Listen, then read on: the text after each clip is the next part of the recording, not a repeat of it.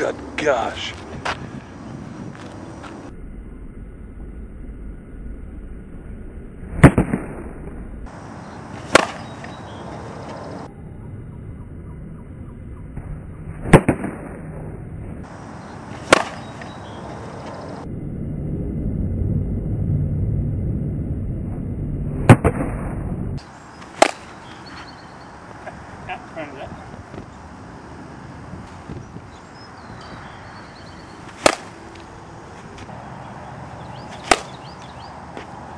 Metal's open.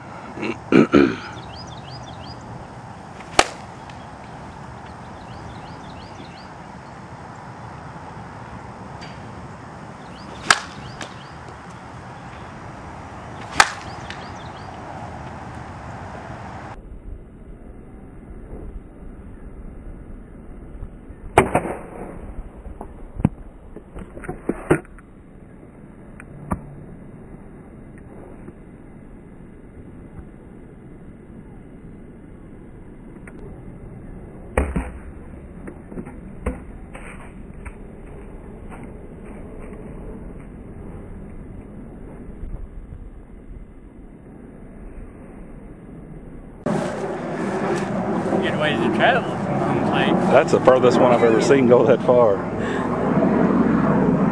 Alright. Here's what it looks like, folks. For those that have never seen it, we'll get back with you on all the ingredients as we dissect it and take it all apart.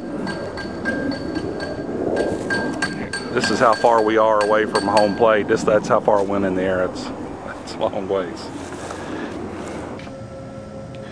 Hello softball fans, this is Steve Butler. Bob and I are doing a little bat testing to make sure we got the vise the same tightness on all the bats. We're using a force gauge, and we're tightening the vise to 80 pounds on every bat for testing purposes. And you can see we're using a busted PST shell, but we're getting that little piece of metal exactly 3/4 of an inch from the end of the bat. And then Bob puts the force gauge back on it again and just checks to see how much force it... Here. 24.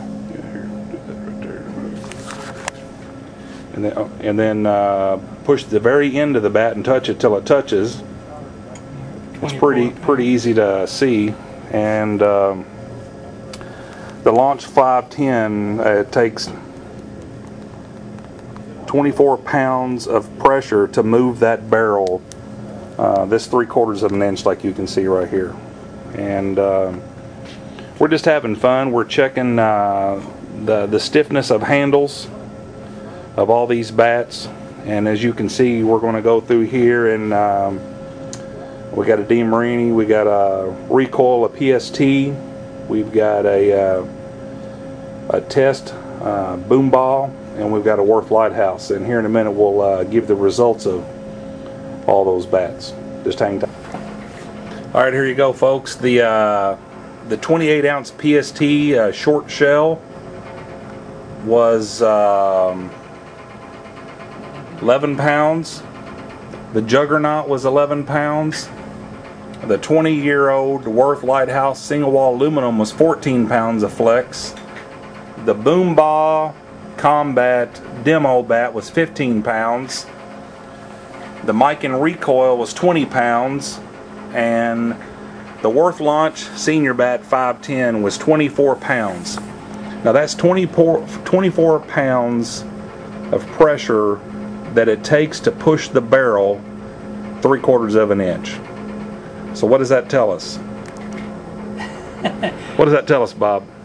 That tells us that there's a wide variety of flexes. One thing that I hear a lot, especially on the senior bats, is how flexible the handles are. But actually in testing, you find that that's not necessarily the case. Actually, the senior Launch had the stiffest handle of all of them. Now, the question that I'm going to be asking myself now is why? Is there a reason why the senior bat handle is much stiffer than what you would find on everything else? We know that the juggy handles are known to be flexible, so I was not surprised that the Juggernaut was only 11 pounds. The most surprising thing of all, though, was the aluminum only being 14 pounds. I was sure that with that being aluminum, it would take much more than that to flex that handle, but the numbers don't lie. They are what they are. For what it's worth, guys, here's something else for you to chew on while you're sitting around the fence talking about bats. Thanks a lot.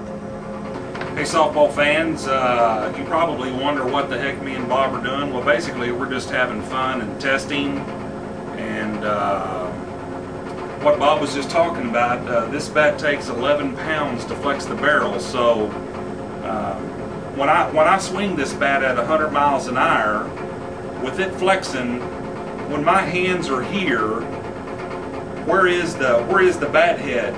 Is it back here? So whenever I go through the zone, am I actually hitting the ball? Is the bat head back here? So for me to hit a ball further, I would want a stiffer handle so that when my hands come through the zone, the bat head is with the bat. It's not flexing as much. So for me, I would like to swing the Worth Launch 510. Now, with a stiffer handle, the barrel is right there. You're going to put more flexation on the barrel. So somebody that swings as hard as me is going to tear up that Launch 510 faster than somebody that swings like Bob. Bob swings slower than me. It's not a dig, it's just fact. So when he comes to the zone, the bat head might be whipping and catching up, and he might hit a whippier handle a lot further than I would comparatively than a bat that's got a stiff handle. So that's just some of the stuff we're doing. And I wanted to share something with you real quick. James 1:2-4 says, "Consider it a sheer gift, friends, when tests and challenges come at you from all sides. You know that under pressure your faith life is forced into the open and shows its true color. So don't try to get out of anything prematurely. Let it do its work so that you become mature and well-developed, not deficient in any way."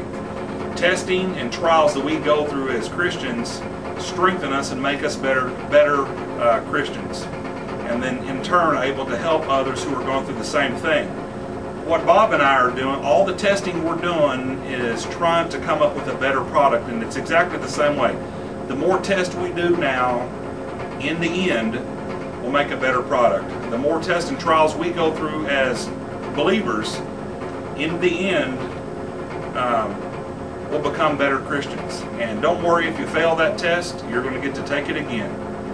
So listen, have a great day, and Bob and I will get back with you, of course, with some more stuff pretty soon, I'm sure. All right, bye.